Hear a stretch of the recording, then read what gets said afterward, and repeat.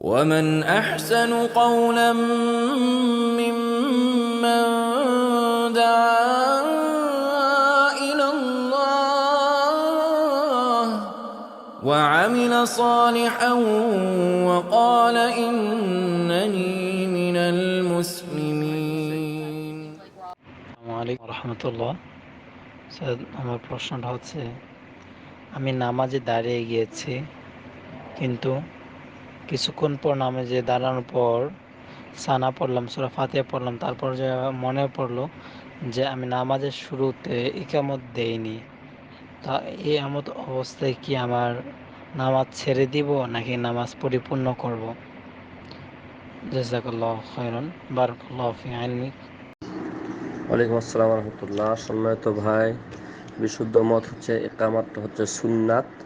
সুতরাং একামত যদি আপনি ভুলে ছেড়ে দেন, তারপর সলাৎ বিশুদ্ধ হবে, সলাতের কোনো সমস্যা নেই। সুতরাং সলাৎ ছেড়ে আবার একামত দিয়ে আপনার সলাৎ পড়তে হবে না। একামত না দিলে সলাতের কোনো ক্ষতি হয় না। বারাকাল্লাহু ফিকুম।